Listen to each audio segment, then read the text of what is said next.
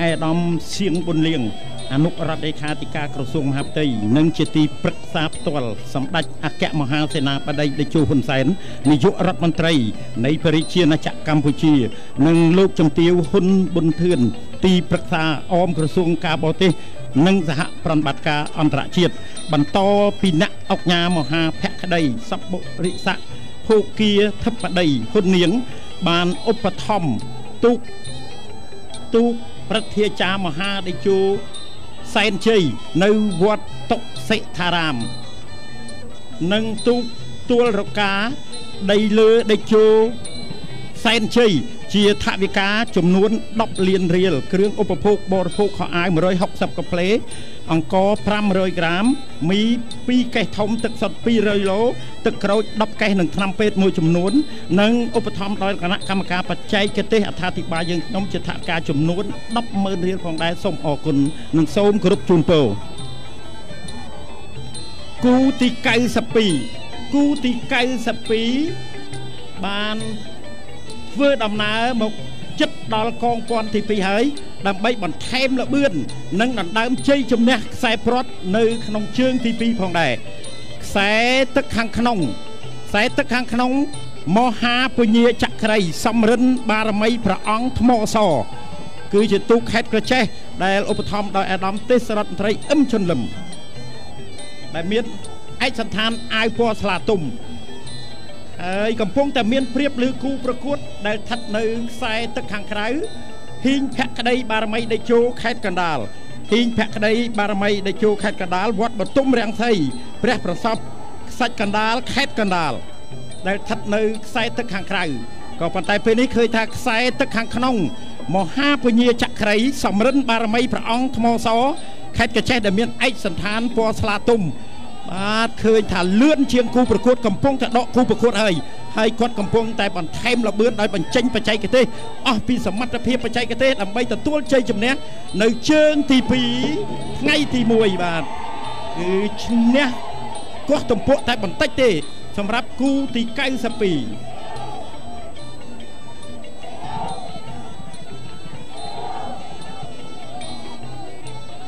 គូទី93បានបោះយោងកងព័ន្ធទី1ហើយឆ្លងកាត់មកចន្លោះកងព័ន្ធទី1និងកងព័ន្ធទី2គូទី93ខ្សែទឹកខាងក្នុងសៀសែនជ័យបារមីតេជោគឺជាទូករបស់ឯកឧត្តមអុកញ៉ាអឹងសៀខេត្តកំពង់ចាម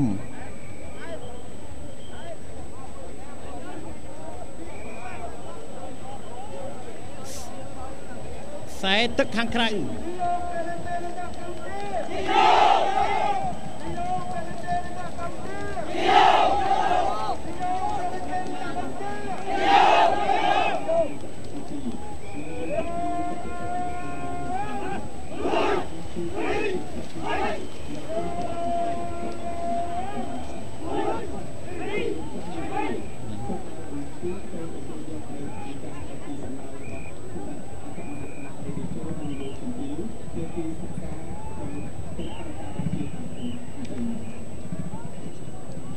ខ្សែទឹកខាងក្នុងទូកមានឈ្មោះថាសៀសែនជ័យបារមីតេជោដែលជាទូកអុកញ៉ាអឹងសៀស្ថិតនៅក្នុងវត្តសាគរបូរីព្រែកលាវរកាអាកងមាសខេត្តកំពង់ចាមខ្សែទឹកខាងក្រៅសារាយតេជោសែនជ័យស្ថិតនៅក្នុងវត្តពិជ័យរាំងសីពុកឫស្សីខ្សាច់កណ្ដាលខេត្តកណ្ដាលគូទី93បាទមកមុខវេទិកាគេយល់ឃើញថាខ្សែទឹកខាងក្នុងមានឯកសណ្ឋានពណ៌ផ្ទៃមេឃកំពុងតែដកគូប្រកួតបន្តិចម្ដងចិត្តដល់ខ្សែប្រត់ហើយគឺខ្សែទឹកខាងក្នុងសៀសែនជ័យបារមីតេជោគឺជាទូករបស់ស្រុកកងមាសខេត្តកំពង់ចាមដែលទទួលជ័យជំនះនៅក្នុងជើងទី2គូទី93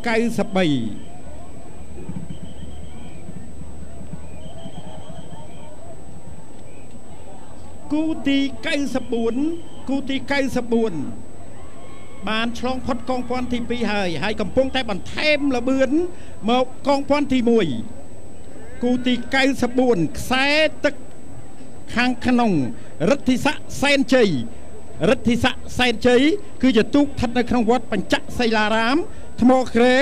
ចិត្តបុរីខេត្តកាចេះគឺជាទូកដែលឧបត្ថម្ភដោយឯកឧត្តមអឹមជុនលឹមផងដែរបាទរិទ្ធិស័កសែនជ័យដែលស្ថិតនៅខ្សែទឹកខាងក្នុងខ្សែទឹកខាងក្រៅខ្សែទឹកខាងក្រៅវិចិត្រដេជោសែនជ័យវិចិត្រដេជោសែនជ័យគឺស្ថិតនៅក្នុងវត្តបទុមរាំងសីព្រះប្រសពខ្សាច់កណ្ដាលខេត្តកណ្ដាលដែលស្ថិតនៅខ្សែទឹកខាងក្រៅឃើញថាខ្សែទឹកខាងក្នុងដូចជាមានព្រៀបជាងគូប្រកួតក៏ប៉ុន្តែទូព្រះបង្គំខ្ញុំបានមិនទាន់ហ៊ានសន្និដ្ឋាននៅជ័យជំនះនៅឡើយព្រោះកិច្ចកលនឹងល្បិចបច្ចេកទេសរបស់កីឡាករទូកនីមួយៗតែងតែប្រឹងប្រែងនៅពេលដែលឆ្លងកាត់កងព័ន្ធទី2និងមកដល់មុខព្រះពលាជ័យដើម្បីមកដល់ខ្សែព្រ័ត្រខ្សែទឹកខាងក្រៅខ្សែទឹកខាងក្រៅដូចជាថយល្បឿនចំណែកឯខ្សែទឹកខាងក្នុងរិទ្ធិស័កសែនជ័យរិទ្ធិស័កសែនជ័យខ្សែទឹកខាងក្នុងខេត្តកាចេះដែលមានឯកសណ្ឋានពណ៌ក្រហមនៅពេលដែលមកដល់មុខវេទិកាខេត្តយោជិតដល់ខ្សែព្រ័ត្រស្រាប់តែបង្កើនល្បឿនហើយបង្កើនល្បឿនទៀតបាទចាក់លឿនណាស់បាទឯកឧត្តមទេសរដ្ឋមន្ត្រីអឹមជុនលឹមរិទ្ធិស័កសែនជ័យខេត្តកាចេះនៅថ្មក្រែនៅពេលនេះឃើញថាគាត់បន្ថែមល្បឿនហើយឃើញថាដកគូប្រកួតរហូតដល់ទទួលជ័យជំនះរិទ្ធិស័កសែនជ័យខេត្តកាចេះនៅគូទី94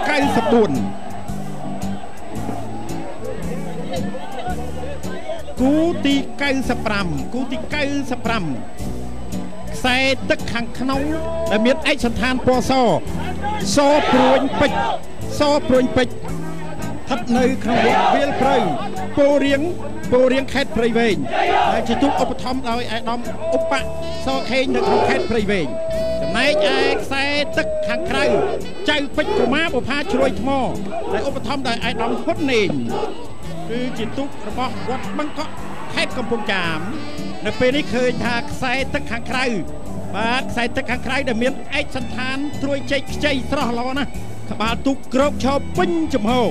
ធ្វើចលនាកវីចវា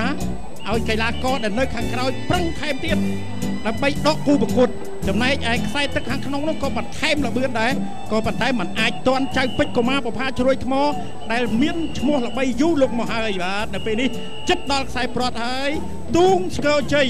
ជូនទៅចៅពេជ្រកុមារបុផាជ្រួយថ្មខេត្តកំពង់ចាមដែលមានការឧបត្ថម្ភដោយអាដាមហ៊ុននេងគូទី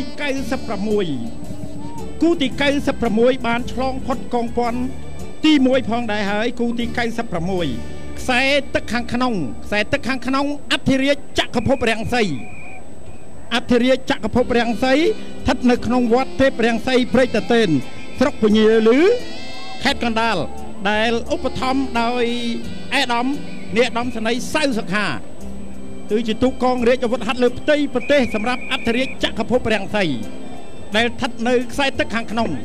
ដែលមានឯកសណ្ឋានអាវពណ៌ក្រហមខ្សែទឹកខាងក្រៅស្រីស្រស់គឿនជ្រៃបារមីដេជោបាទស្រីស្រស់គឿនជ្រៃបារមីដេជោដែលជាទូកខេត្តកំពង់ចាមគឿនជ្រៃក្រៅគឿនជ្រៃស្រុកកំពង់សៀមខេត្តកំពង់ចាមគឺឧបត្ថម្ភដោយឯកឧត្តមហ៊ុននេងនៅពេលនេះឃើញថាគូទី96ដែលខ្សែទឹកខាងក្រៅមានឯកសណ្ឋានពណ៌បៃតងស្រស់ល្អណាស់ចំណែកឯខ្សែទឹកខាងក្នុងមានឯកសណ្ឋានពណ៌ក្រហមខ្សែទឹកខាងក្រៅមានព្រៀបជាងបន្តិចមែនក៏ប៉ុន្តែខ្សែទឹកខាងក្នុងក៏បន្ថែមល្បឿនដើម្បីយោងកងព័ន្ធទី2និងមកដល់ខ្សែព្រ័ត្របាទមើលពីចំហៀងឃើញថាខ្សែទឹកខាងក្រៅនៅតែបន្ថែមល្បឿនថែមទៀតសម្រាប់គូទី96ស្រីស្រស់គៀនជ្រៃបារមីដេជោដែលឧបត្ថម្ភដោយឯកឧត្តមហ៊ុននេងខេត្តកំពង់ចាមបាទដកគូប្រកួតខ្លាំងណាស់ឯអធិរាជចក្រភពរាំងសីកងរាជអាវុធហត្ថលើផ្ទៃប្រទេសបាទបន្ថែមល្បឿនទៀតមើលបាទបន្ថែមយ៉ាងម៉េចក៏មិនអាចទាន់ស្រីស្រស់គៀនជ្រៃបារមីដេជោដែរគឺឈ្នះមិនដាច់ទេបាទគឺឈ្នះមិនដាច់ទេសម្រាប់បាទគឺឈ្នះដាច់សំទោសឈ្នះដាច់តែម្ដងសម្រាប់ខ្សែទឹកខាងក្រៅនិងខ្សែទឹកខាងក្នុង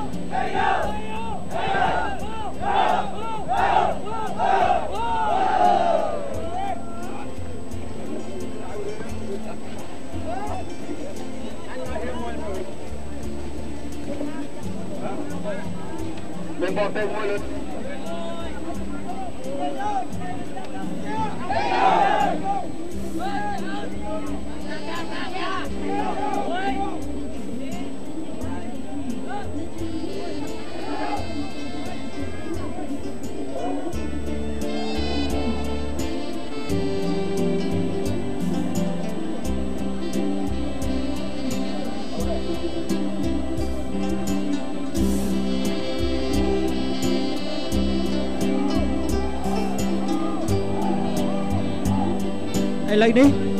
មកដល់គូទី97សម្រាប់ជើងទី2ហើយដែរគូទី97ខ្សែទឹកខាងក្នុង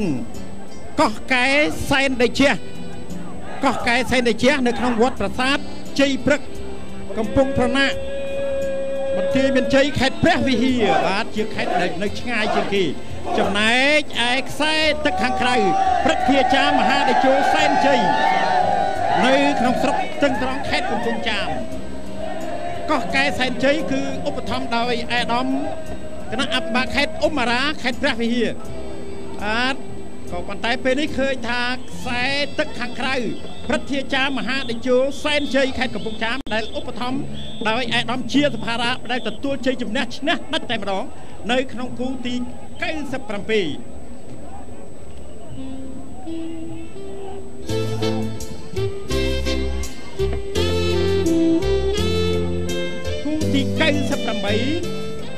គូទី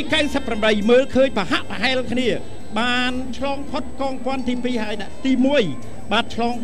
កងពាន់ទី1គូទី98នេះខ្សែទឹកខាងក្នុងគូទី98ដេជោកែវវិជ័យបារមីចៅសែននៅក្នុងវត្តកែវវិស័យរកណ្ដៀងខេត្តពោធិសត្វបាទឧបត្ថម្ភដោយអាដាមស៊ុយសែមនៅក្នុងខេត្តពោធិសត្វខ្សែទឹកខាងក្រៅព្រះអណ្ដូងសែនជ័យគឺជាទូកដែលស្ថិតនៅក្នុងវត្តសុវណ្ណរតនៈសុផាន់មនីស្រុកសន្ទងខេត្តកំពង់ចាមបាទទូកនេះឧបត្ថម្ភដោយសម្ដេចអគ្គមហាសេនាបតីតេជោហ៊ុនសែននិងអាដាមសេងទៀងនៅក្នុងខេត្តកំពង់ចាមព្រះអណ្ដូងមាសដែលស្ថិតនៅខ្សែទឹកខាងក្រៅបាទឆ្លងផុតកងពាន់ទី1គូទី98មានលបឿនប្រហាក់ប្រហែលគ្នានៅឡើយទេព្រះអណ្ដូងមាសដែលស្ថិតនៅខ្សែទឹកខាងក្រៅមានឯកសណ្ឋានពណ៌ខៀវទឹកប៊ិចចំណែកឯដេជោកែវសែនជ័យបារមីចៅសែនខេត្តពោធិសត្វដែលស្ថិតនៅខ្សែទឹកខាងក្នុងបាទប្រហែលគ្នានៅឡើយទេបាទខ្ញុំបាទមិនទាន់សន្និដ្ឋានតើជ័យជំនះនឹងព្រៀបទៅលើគូទៅលើខ្សែទឹកក្នុងឬខ្សែទឹកប្រៃទេរវាងព្រះអណ្ដូងសែនជ័យនិងបារមីសែនជ័យបាទចាំមើលខាងក្នុងឬខាងក្រៅបាទស្មើគ្នាល្អណាស់បាទ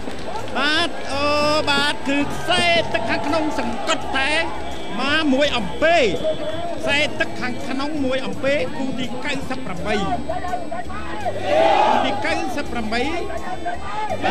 អ្នកសង្កត់មួយអំពែខេត្តពោធិសត្វតែដល់តែគូទី90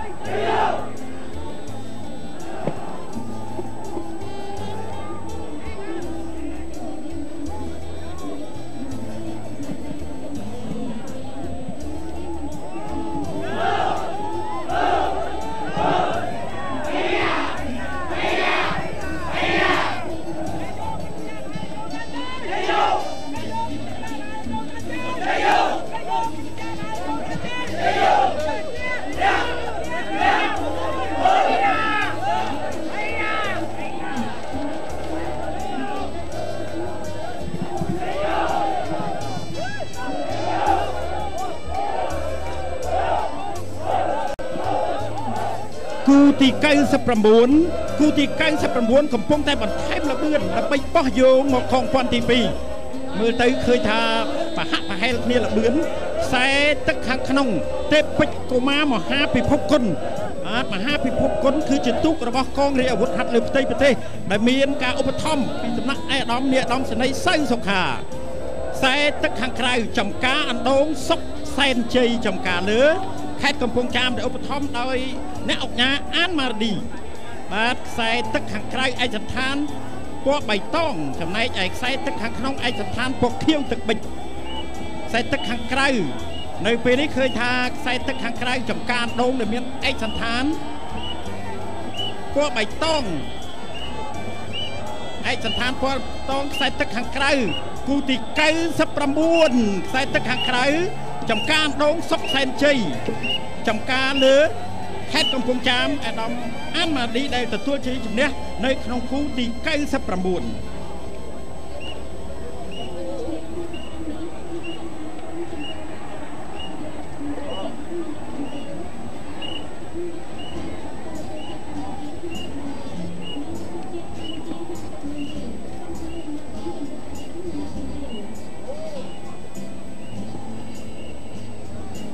ទូកមហាពញាចក្រីសំរិនបារមីព្រះអង្គថ្មសដែលជាគូទី92ឧបត្ថម្ភដោយសម្ដេចពញាចក្រីហេងសំរិននិងអាដាមទេសរដ្ឋត្រីអឹមចិនលឹមនៅខេត្តក្រចេះ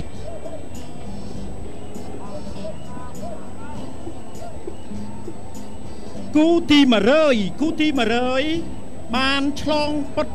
កងពាន់ទី2ហើយឆ្លងផុតកងពាន់ទី2គូទី100ខ្សែទឹកខាងក្នុង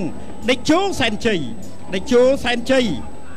គឺជាទូកនៅស្រុកកំពង់ស្វាយខេត្តកំពង់ធំដែលឧបត្ថម្ភដោយអាដាមបណ្ឌិតងួនញ៉ែលខេត្តកំពង់ធំចំណែកឯខ្សែទឹកខាងក្រៅអំពើវ័នធីតារចនាមានជ័យខេត្តត្បូងឃ្មុំឧបត្ថម្ភដោយអាដាមជាសុផារ៉ានៅពេលនេះឃើញតែខ្សែទឹកខាងក្រៅអំពើវ័នធីតារចនាមានជ័យខេត្តត្បូងឃ្មុំដែលមានឯកសណ្ឋានខៀវទឹកបិចរំលេចដោយចុងចង្វាពណ៌ក្រហមមានរបៀបជាងគឺឈ្នះពាក់កណ្ដាលទូកបាទអំពើវ័នធីតារចនាមានជ័យខេត្តត្បូងឃ្មុំឈ្នះដេជោសែនជ័យពាក់កណ្ដាលទូកនៅក្នុងគូទី100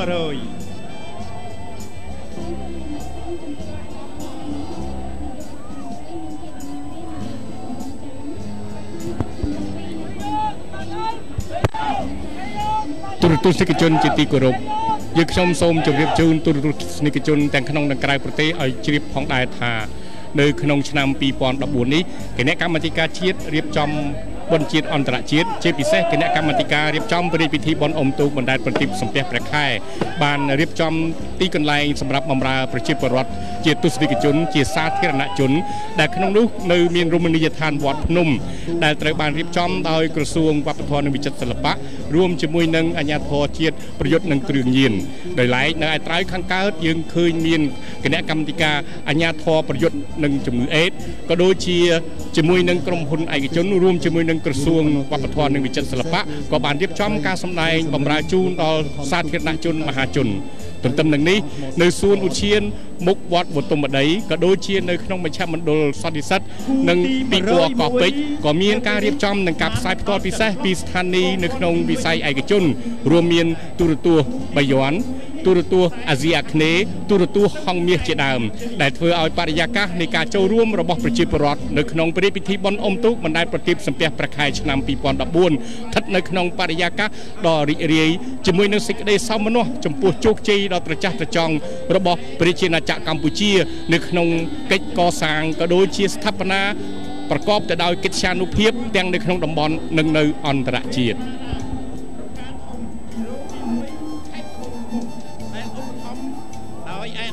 មកខំហុងជប់ច័ន្ទសែនជ័យដែលស្ថិតនៅខ្សែទឹកខាងក្រៅដែលមានឯកសណ្ឋានខៀវទឹកបិចរំលេចទៅដោយមុខពណ៌សចំណែកឯខ្សែទឹកខាងក្រៅទឹងសែន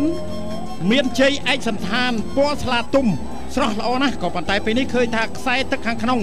កំពុងតែបន្ថែមល្បឿនមកទៀតហើយស្ទឹងសែនមានជ័យខេត្តកំពង់ធំ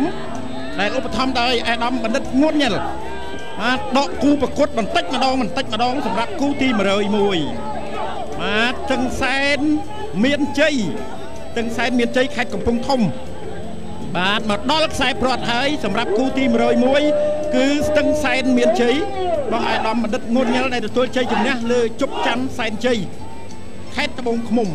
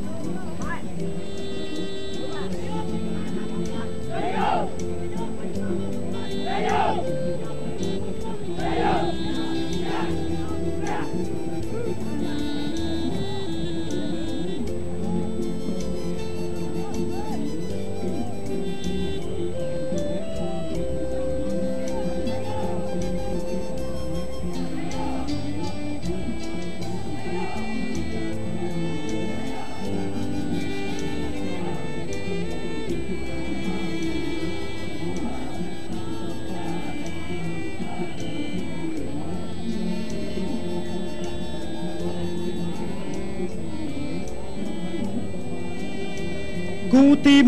102គូទី102ខ្សែទឹកខាងក្នុងដែលកំពុងតែមានព្រៀបសៀសែនជ័យបារមីដេជះ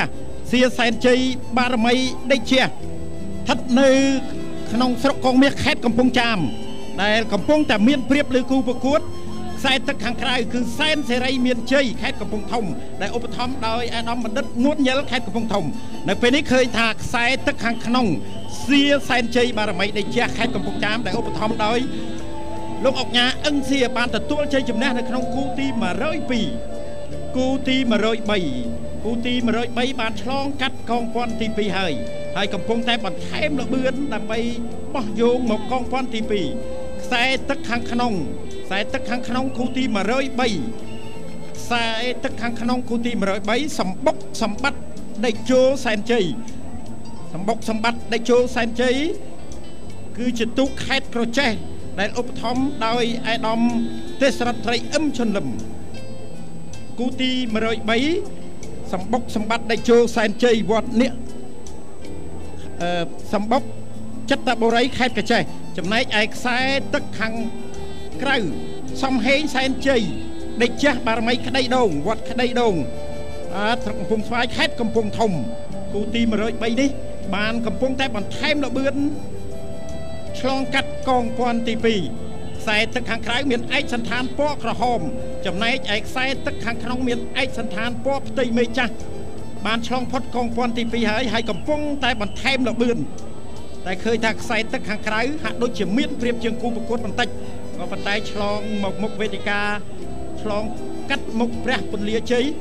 នៅតែមានល្បឿនលឿនដូចគ្នានៅតែមានល្បឿនលឿនដូចគ្នាតែខ្សែទឹកខាងក្រៅខ្សែទឹកខាងក្រៅសំហេងសែនជ័យដែលជះបារមីក្តីដងខេត្តកំពង់ធំបាទដូចជាលឿនណាបាទដូចជាលឿនជាងគូប្រកួតណាគាត់កំពុងតែចាក់ថែមហើយចំណែកឯសម្បុកសម្បត្តិដេជោសែនជ័យខេត្តកញ្ចេះក៏បន្ថែមល្បឿនដែរក៏ប៉ុន្តែពេលនេះឃើញថាសំហេងសែនជ័យបារមីក្តីដងអាដាមដិតហេឥតសំហេងបាទបានទទួលជ័យជំនះនៅក្នុងគូទី103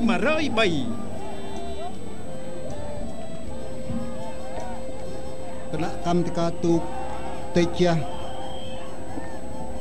នាគរាជភូមិថ្មីសែនជ័យឃុំខ្សាច់អណ្ដែតស្រុកឆ្លងខេត្តក្រចេះសូមថ្លែងអំណរគុណដល់បណ្ឌិតសេដ្ឋាគៀតឈុនឧបនាយករដ្ឋមន្ត្រី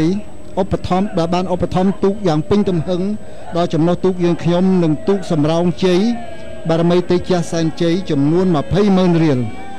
សូមអរគុណ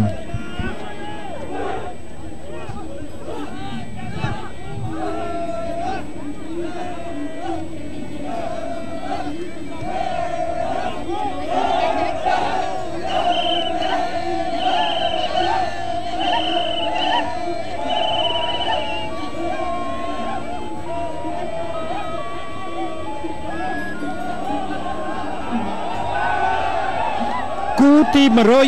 104គូទី104នៅពេលនេះឃើញថាមកដល់ចន្លោះកងព័ន្ធទី1និងកងព័ន្ធទី2ហើយដែរគូទី104ខ្សែទឹកខាងក្នុងបោះសូម៉ាលីអេសានសែនជ័យ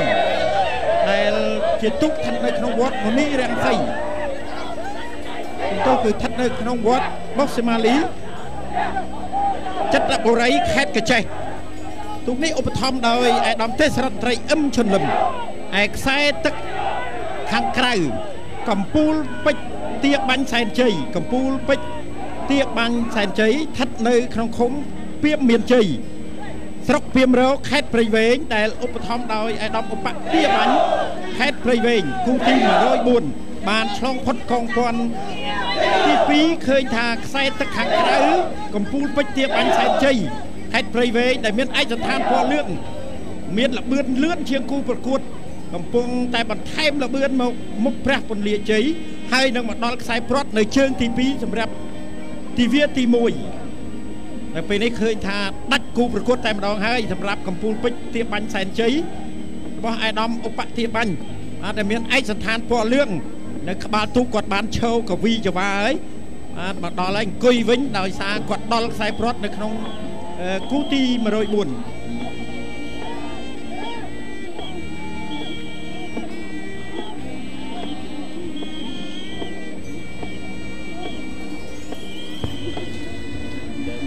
ទូរទស្សនិកជនជាទីគោរពនៅក្នុងឱកាសដ៏វិសេសវិសាលនេះដែរសម្ដេចអគ្គមហាសេនាបតីតេជោហ៊ុនសែននាយករដ្ឋមន្ត្រីនៃព្រះរាជាណាចក្រកម្ពុជា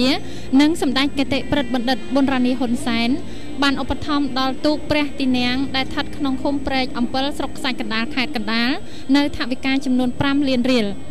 សូមឲ្យតំណាងទូកទៅទទួលយកថវិកានៅទីស្នាក់ការគណៈកម្មាធិការបុណ្យជាតិអន្តរជាតិសូមគោរពជូនពរសម្ដេចអគ្គមហាសេនាបតីតេជោនាយករដ្ឋមន្ត្រីនិងសម្ដេចគតិប្រិទ្ធបណ្ឌិតសូមសម្ដេចទាំងពីរជួបប្រទះទៅនឹងព្រះពុទ្ធពរទាំង4ប្រការសូមអរគុណ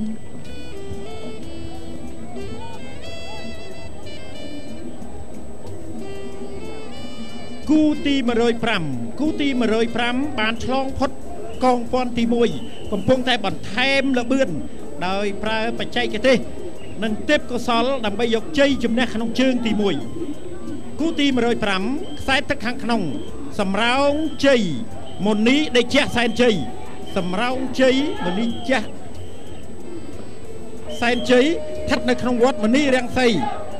សាច់អណ្ដែតស្រុកឆ្លងខេត្តក្រចេះបាទឧបត្ថម្ភដោយអាដាមទេសរដ្ឋត្រីអឹមឈុនលឹមចំណែកឯខ្សែទឹកខាងក្រៅវណ្ណដាដេជោសែនជ័យវណ្ណដាដេជោសែនជ័យស្ថិតនៅក្នុងវត្តសង្កែកំចាយមៀខេត្តព្រៃវែងដែលឧបត្ថម្ភដោយអាដាមញឹមវណ្ណដានៅក្នុងខេត្តព្រៃវែងគឺវណ្ណដាដេជោសែនជ័យស្ថិតនៅខ្សែទឹកខាងក្រៅ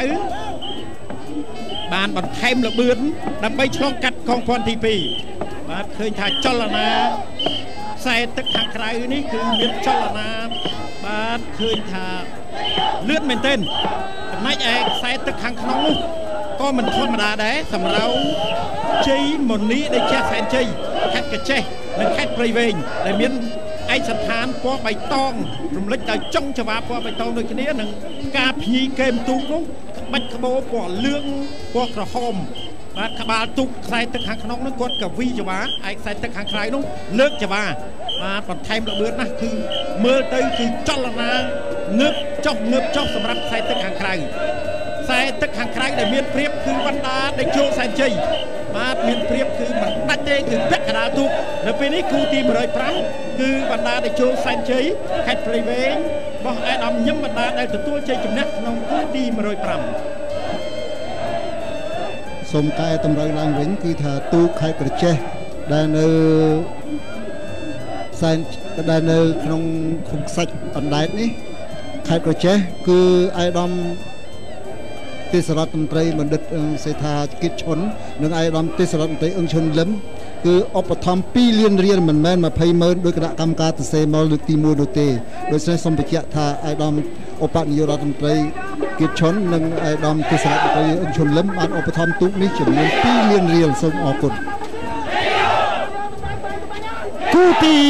106គូទី106លឿនណាស់បាទលឿនមែនទែនគ្រាន់តែមកងាកភ្នែកឃើញថាមកដល់ព្រះពន្លាជ័យខ្សែទឹកខាងក្នុងច័ន្ទសោមសែនមង្គលច័ន្ទសោមសែនមង្គលគឺជាទូករបស់ខេត្តតាកែវដែលឧបត្ថម្ភដោយអាដាមច័ន្ទសរុនឯខ្សែទឹកខាងក្រៅយុទ្ធវង្សសែនជ័យយុទ្ធវង្សសែនជ័យគឺជាទូកខេត្តព្រៃវែងដែលឧបត្ថម្ភដោយអាដាមវង្សពិសេននៅពេលនេះឃើញថាខ្សែទឹកខាងក្នុងបាទខ្សែទឹកខាងក្នុងបានទទួលជ័យជំនះលើគូប្រកួតនៅក្នុងគូទី106គឺច័ន្ទសោមសែនមង្គលរបស់អាដាមច័ន្ទសរុនខេត្តតាកែវ